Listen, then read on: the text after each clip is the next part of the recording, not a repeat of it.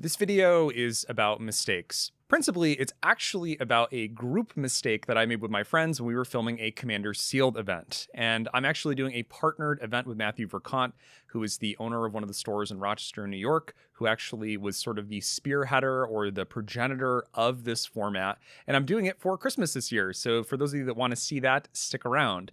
But if you want to hear the story of how we failed epically to produce something even tangibly approaching something watchable and simultaneously reliving what it was like to play Commander like back in the day, then stick around for the rest of this video. So the standard process for a sealed event, as I'm sure many of you are already aware, is you get a set number of packs which you proceed to open, and then you can share amongst yourselves and trade as long as there's no outside compensation. Looking at you, Mark. But as long as there's no outside compensation, you can trade amongst yourselves to come up with a good enough deck. The difference that we had is that we just had a single group that we were going to draft and then trade amongst each other and then play in a 4-player pod, which normally that doesn't happen. Normally you draft within your group and then you go out into the wild and play with other people, which means that there is literally no benefit to you withholding cards from other players.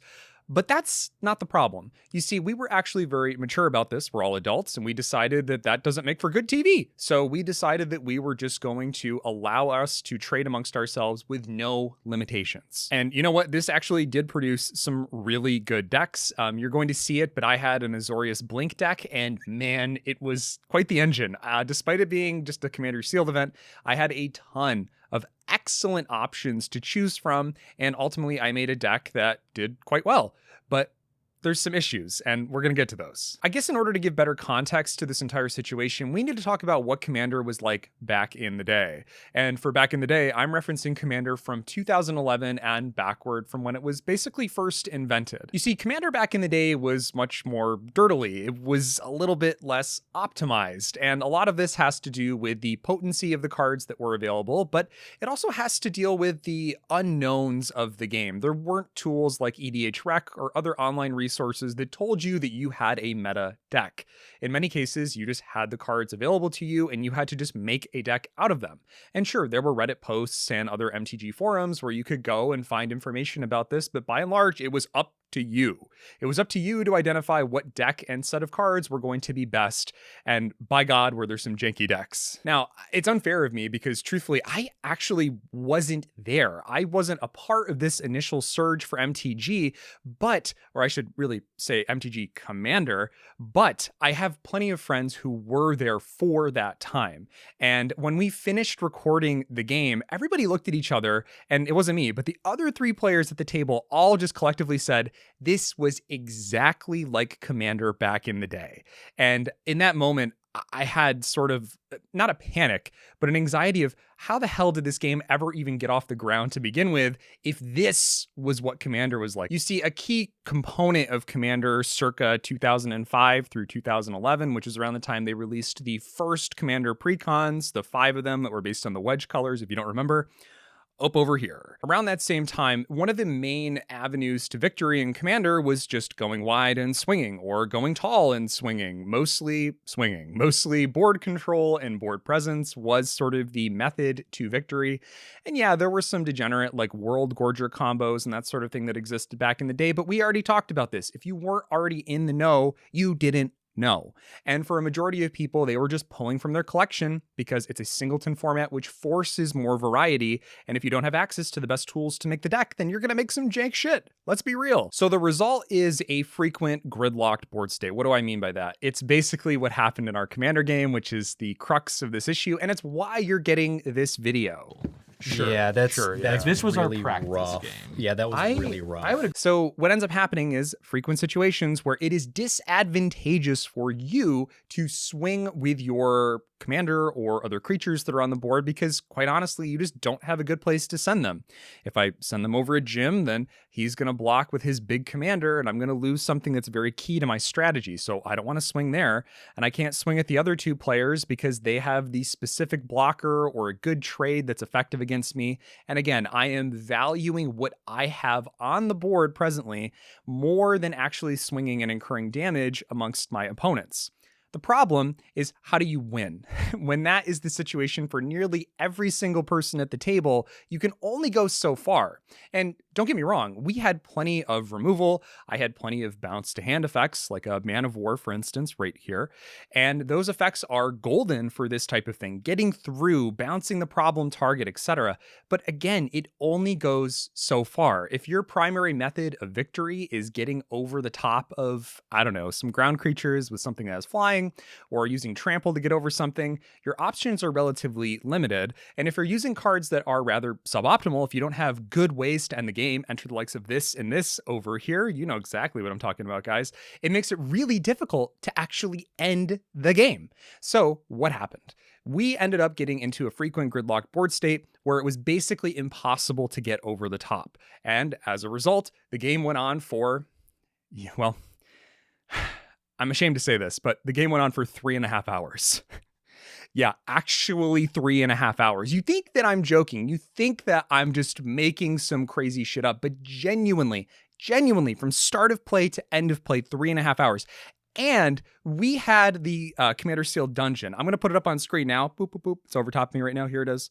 Maybe bracketed right there.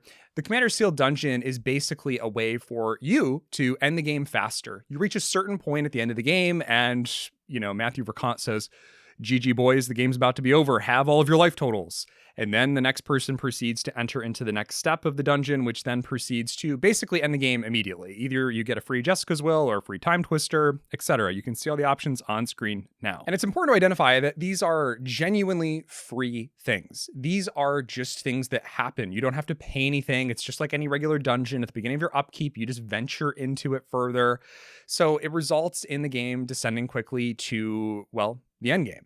And unfortunately for us, despite us going through that, we got through the entirety of this dungeon, mind you, all the way to the final phase. And we actually had to go to basically the cleanup step where after the final phase triggers, you just die. You literally just die. That's what happens when you reach the final stage. And I'm not sure if it was just an anomaly within our group, because I don't want to give the Commander Sealed team or the Commander Sealed event a bad name, but it really left a bad taste in our mouths. We sat there thinking, well, first off, how the hell is this thing going to be watchable? But also, it was just kind of, it was relatively fun in the moment, but for the most part, I would have had much more fun if I had got in maybe 2 or 3 modern day games, because the majority of my games go for anywhere between like an hour and 2 hours, well, I would say an average of around 90 minutes. And you can see that on our Commander Sealed YouTube show here. Go check that out. Okay. Hey, Jim, what's up? Okay. You know what's really the worst thing about this entire game? What? Is this is the first game I've played with you where I haven't been drinking the entire time. I know. And this I know. is the game where I should have been drinking the entire Yeah, time. seriously. Okay, so This is not a good ad for this format. everyone watches like, so I'm never doing that ever again. You know, I don't know what you're talking about. I'm having a great time. I have a kitty cat that is infinitely large. Yeah, that's true. I have a big fat boy. I have some squirrels. I have a Squidward.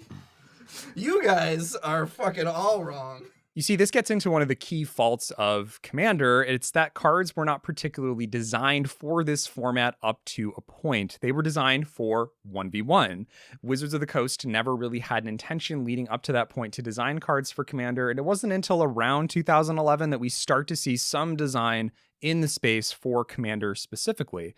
So genuinely, the play pattern of Magic the Gathering relies very, very heavily on a combat system to work. You want advantageous blocks, you want advantageous attacks, combat tricks, all that sort of thing. That makes up, I would argue, a bulk in many ways of what you do in a game of Magic the Gathering. But what ends up happening when you have 2 other players at the table, it makes the decisions so much more difficult. Because if I swing at my friend Logan, that means that I'm going to be shields down. And if I only have 14 life and there's approximately 14 power across the board, all of a sudden it becomes not only disadvantageous, but suicidal for me to even think to attack. But in a 1v1 game, most of the time that is not the case, at least in my experience. And I've been playing a lot more Canadian Highlander lately and also MTG Arena. And you are in many ways incentivized to attack, especially with some more modern day design. You get more cards I'm going to throw one up over here. It's a little mouse guy from Bloomborough. You want to attack. You are pushing for damage frequently. And these types of cards, this type of design, I would argue, is very good. It wants you to push over the finish line, deal more damage, and the game will come to a natural close. But in Commander, even with that design for 1v1, it does not always hold up. So you end up in these situations with a gridlocked board state. And in our case, a 3.5-hour game. And I know that this isn't just me speculating or making something up, because everybody across the board looked at each other and said, that's just how Commander was back in the day. And I want to know from your perspective in the comments down below, how did your games go back in the day? Was Commander something that worked like this, where you had these prolonged games with very gridlocked board states where you could basically get nothing done and the games went on forever? Or was your group maybe more accommodating? Maybe there was a rule that gave your other creatures pseudo goad, so you had to just swing out regardless of what your life total was? Or did you just not have this problem in general and maybe we're just making it up? I'd love to know down in the comments. I also think it's worthwhile to read off some Reddit posts, which I think really speak to me on a deep level. And this was a little bit of research after this event had happened. So I'm just going to read off this and I'll throw it up on screen, boop, boop, boop, over here somewhere. This person says, people at LGS and friend groups in the 90s, before deck lists, would just show up with a bunch of random ass stuff that they thought was cool. Creatures they just liked, jank combos that rarely worked as well as they'd imagine, and so on. It was always fun, and losses, although they might be salty, were a learning experience, and you couldn't wait till the next game or event to come back from getting knocked down. EDH and Commander seems like it should be built around that in principle, but almost everyone I've encountered who plays is just trying to play what wins as consistently as possible, and it makes it pretty dull overall. Anyway, it's just my 2 cents. I miss the old quote-unquote fun days and wish something could revive that. Now, there's a great comment from this post, and I'll throw it up on screen now. And the response is, curate who you play with, cultivate the vibe you want to experience. Nothing will ever quote-unquote be like the good old days, and complaining about that is just self-indulgent navel gazing. So, I mean, I think that pretty well sums up how I feel about this statement. I think that in general, there is the rose-tinted glasses to an extreme level when we look back at what Commander used to be.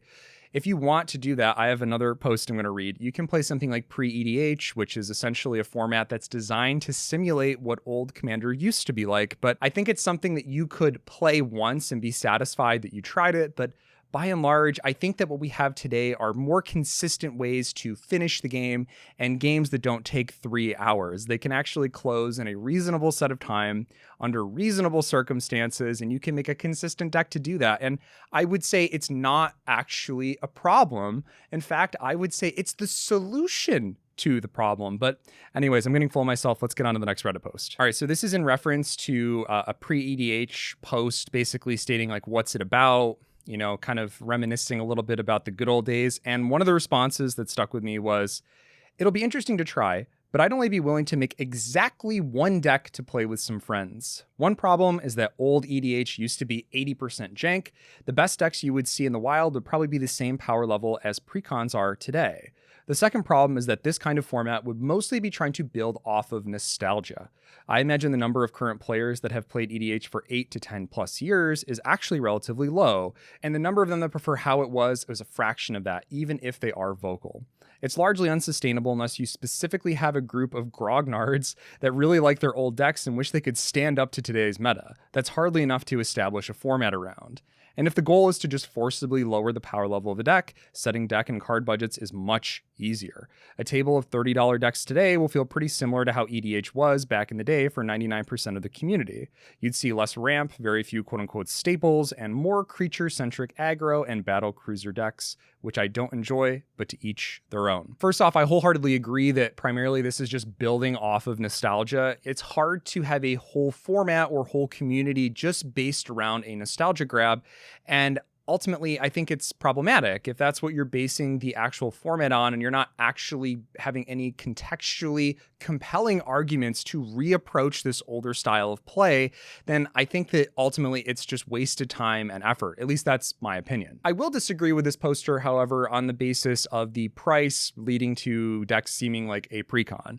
There are many ways to get around this. You can just see my Unesh video, which is somewhere over here.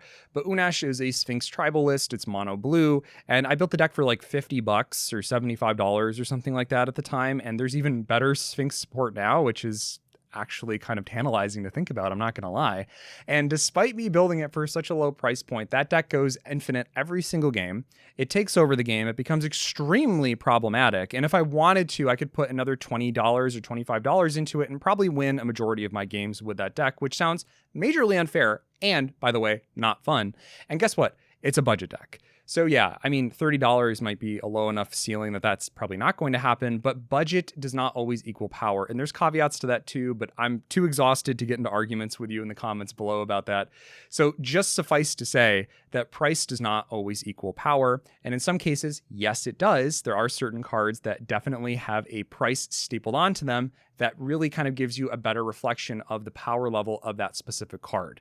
But by and large, you can build a very, very cheap deck, see any of the deck tech videos on my channel regarding budget, and have a really consistent and crazy deck building experience and play experience. There was one other comment, let's read that. Pre-EDH suffers from the same nostalgia goggles as WoW Classic did on release. People expressed a wish to go back in time with the game, only to find that the way people play games at scale has changed.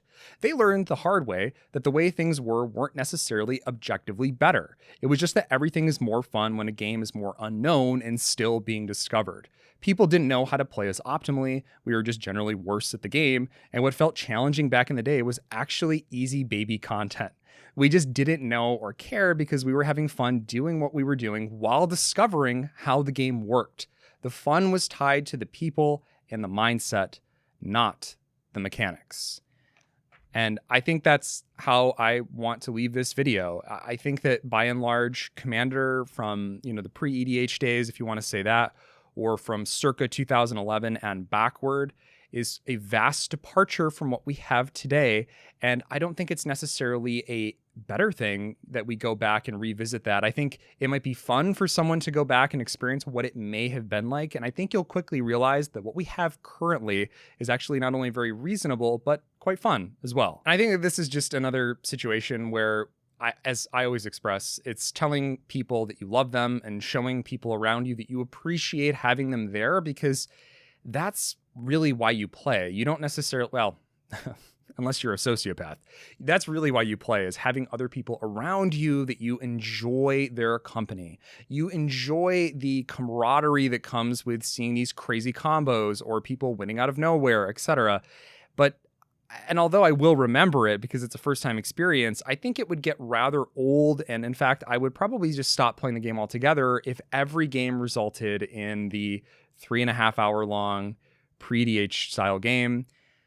I think all of us would, let's be real. But again, if that's something that you really like, or maybe you play pre-EDH or pre-DH, however you want to say it, I would love to know your perspective and where you've come from. Do you feel that that's accurate? Do you feel that it's just rose-tinted glasses? Or do you think that there's something there? Do you think there's something worth defending? I would love to know about it down in the comments below. Ultimately, we refilmed the game and it turned out great. And you'll see that very soon. It'll actually be the second video that comes out right around Christmas Day. So look forward to that.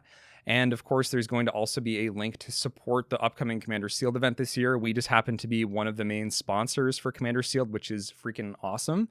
So click that link and donate to make the event happen.